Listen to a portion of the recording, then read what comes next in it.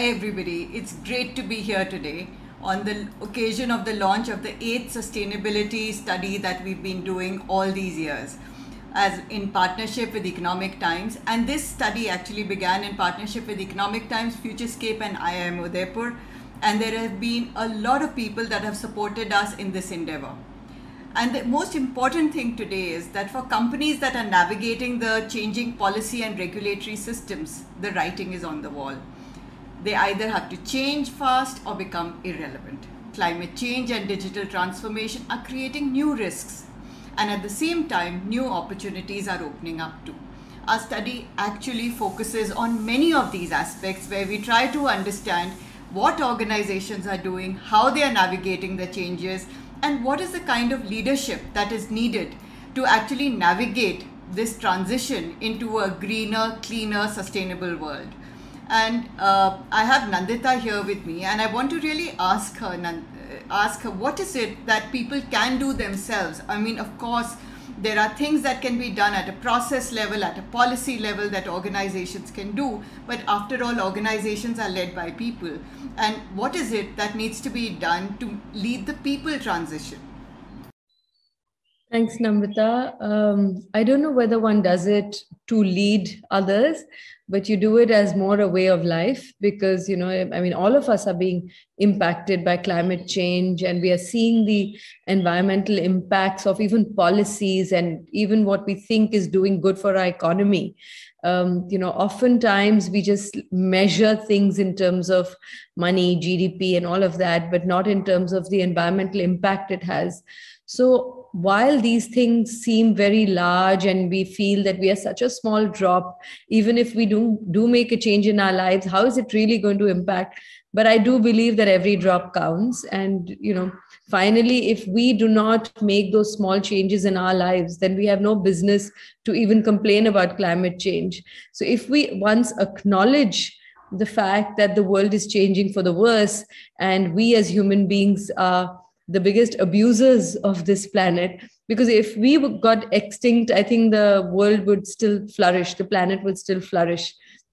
But because we are consuming so much constantly, we're trying to satisfy our needs, our wants, our desires, that I try and do in my own little life. I mean, in the sense that it's still a long way to go, because over the years, what were your luxuries slowly start becoming your needs. So you have to constantly, be mindful about the fact and sort of differentiate between what is a luxury and what is a need. What is it that you want and what is it that you genuinely need? So every time I think you push your line, you have to ask yourself that could I really do without it? And this is a conversation. I mean, after becoming a parent, I think I've become far more conscious, because your child, I have a son, I have an 11-year-old son, but even when he was really much younger as well, children always call out your contradictions, your hypocrisies, things that you say, and the thought action gap that we talk about. So if you say something, but if you're doing something else, then they will immediately talk to you about it or tell you about why are you doing this. So, and also if we believe that we want to teach good things to our children, they are not going to only listen to our words, they are going to emulate what we are doing, what they see around themselves. So I think that has also made me far more conscious as to how we can save little things, whether it's, paper pad, or like I always use, it's in fact right here, like, just a paper pad where I write all my notes. This is his Hindi homework. These are my notes. So, these are small things, because I love stationery. And in my earlier, like maybe 20 years ago, I used to see a beautiful notebook and I would buy it. And now with the advent of computers and screens, we constantly end up typing and we don't really use that much of great paper. And, so now I keep those for gifting because it's still beautiful. And whatever I have to make sure I give away. But we try and use as much of used paper. For instance, even on his birthday, I wrote to all the parents and said, please do not give gifts, recycle your gifts. If your child has gotten bored of some gift, it's still going to be new for my child. So why don't you give, sort of used gifts? So consciousness about water, because water is so cheap in our country. And I don't even think we know how much water we consume or how much do we pay for it. What we pay is so negligible but we don't know how much water and other sources of energy it takes to just, let's say, purify water so that it's potable and drinkable for us. So I think just having those conversations around you, just being mindful about everything that you use, air conditioned, flush and shower, and we've just got all these amazing inventions that we have just been born into almost, and we don't realize that if we would use it judiciously, it would last longer and more people would be able to use it. Because again, my child often talks about the huge disparity that we have sort of normalized, the rich and the poor, especially in a city like Bombay. It's so stark. And sometimes he says, how did this even happen? And I used to always tell him this Gandhi's quote, which is, I think, very relevant, that there is enough for everyone's need, but not enough for even one man's greed. And, so I think just being a little mindful, you can make a lot of small shifts that hopefully decreases your role in it. And hopefully, if everybody thought like that, maybe we would make some little visible shift. That's so interesting because, there are many times that I really think that we are raising consumers rather than kids, right? Exactly. So, right from the minute that they're born, there is this entire story which is around consumption, the age of the child and consumption, right? Yeah, So absolutely. we start thinking about that. And the other big concern that I have many times is that a lot of children's toys are made of plastic. Absolutely, The yeah. quantity of plastic that is going into them. So in a way, it's and I'm not against any specific material per se, but at one point in time, I also feel that this entire behavior change can't really come in a world that is so consumption driven. The entire philosophy of entertainment is that it is Yes. advertising driven.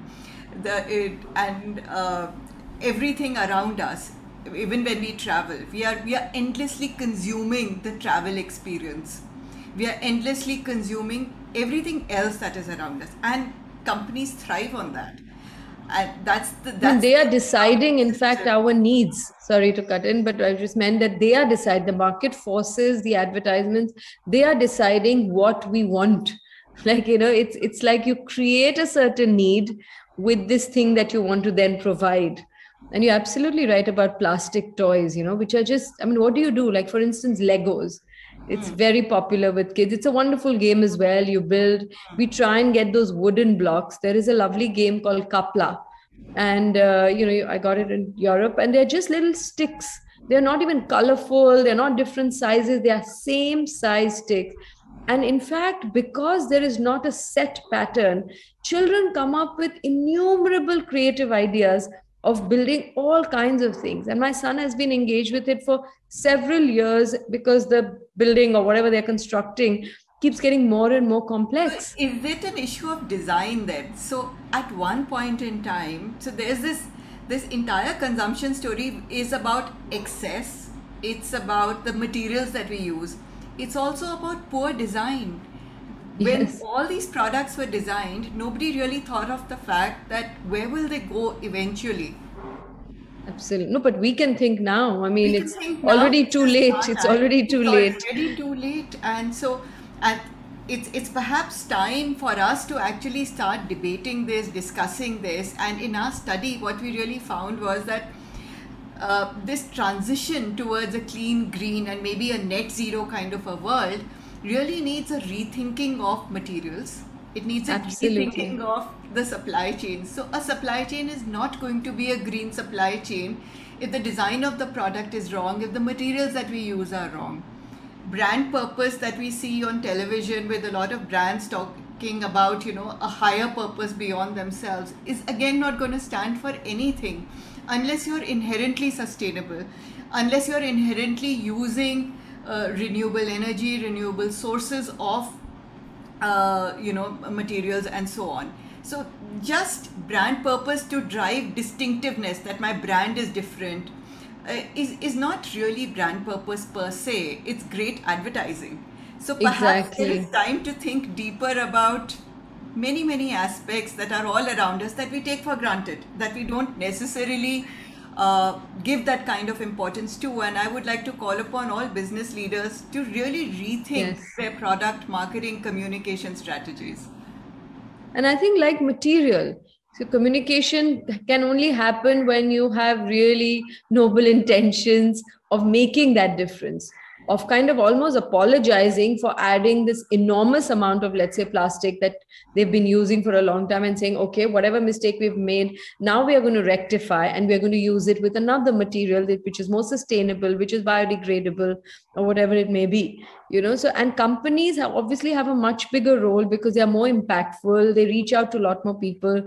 Their products reach out. So advertisers, companies, individuals, teachers, I mean, everybody has their role to play. So it's really for each one of us to kind of not only blame each other, but also see that what can I do differently that's going to change the narrative of our planet. We're really impacting it. So definitely the material would be a big help if people would use less plastic and not just talk about plastic bags, which are still comparatively, less harmful than the enormous amount of plastic we use, like in toys or in things or in, kitchenwares and whole lot of things. So definitely that would be very, very useful. But also this idea of reusing. If like our mothers and grandmothers, if one bottle finished, they would put the dal in this bottle and then still put it. This whole thing of everything looking perfect, everything has to have sort of the same cap, or the, like fashion over or just the looks. We've become far more into how things look than the purpose that it really holds. So just this thing of reusing, recycling, all of that, I think has to be taught not just to children from a very young age, but also we as adults have to unlearn a lot of things and think about where we can make that difference. That's so true. And when I was, when they told me that we'd be speaking to you, I just thought that, sustainability is about fire, the energy that we use, the water Yes. that we need to save, and ultimately it's all about the earth. Absolutely. And these are the most important things that we need to be conscious of, that we need to be aware of and look after. The And it's material we wear, things, the simple things material like we that, the amount of clothes we have. We are really, I mean, all of us here, we can safely say that we are extremely privileged, and we always have more than what we need. And there are various organizations like Gunj and various other organizations. What they do is they take things, whatever is extra, they take from you, they clean it up. So if you give a shoe without a lace, they'll actually clean it up and put a lace. Or if you give them a pajama without the string, they will actually put the drawstring, clean it up, and then give it. And they don't just give it as charity, they actually give it in places where there is a need, and it's always in lieu of work. So villagers make their own pond, their own road. So it's always for work, it's an exchange of a barter for work, for clothes, or work for whatever other material. So because there are then so that many gives such value. organizations. Because see, that gives Yeah. value. And It's not dignity. And and dignity. dignity, It's right? not about waste then. And I want to call upon all the top 100 companies in our rankings to actually do much more than what they've been doing. And it's been delightful to see the journey of many organizations from where they were to where they are today. There has been a constant uptick in the graph in terms of environmental performance. There has been an uptick in the graph in terms of social performance as well as governance standards.